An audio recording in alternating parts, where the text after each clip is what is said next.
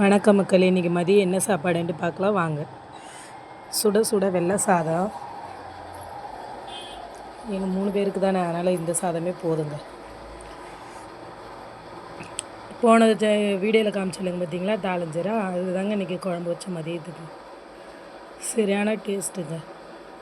தாளஞ்சீராவை அடிச்சுக்க வேறு எந்த மீனும் இல்லை, அவ்வளோ ஒரு டேஸ்ட்டு. இது பலூன் மாதிரி இருக்குல்லங்க, அது தாளஞ்சீராவோட ஈரல். இது வந்து முட்டை கரு மாதிரி இருக்குங்க, மஞ்சள் கரு மாதிரி இருக்கும், நல்லா டேஸ்ட்டாக இருக்குங்க. மீதியெல்லாம் ரவுண்டாக நாங்கள் பீஸ் போட்டுக்கிட்டோம், அப்படி தாங்க போடணும். இந்த தாளஞ்சீரா மட்டும் இதே மாதிரி தான் ரவுண்டாக சின்னதாக பீஸ் போட்டுக்கணும். நடுவில் சின்னதாக தாங்க இருக்கும் முள் மாதிரி.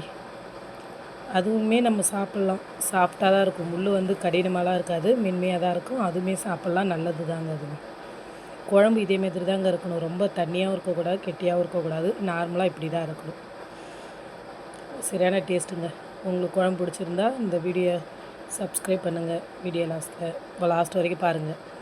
என் பையனுக்காக ஒரு 4 தாளஞ்சீராவை பொரிச்சேங்க. லைட்டாக மிளகாத்தூள் போட்டு பொரிச்சிருக்கேன். இந்த வீடியோ பிடிச்சிருந்தா சப்ஸ்கிரைப் பண்ணுங்கள்.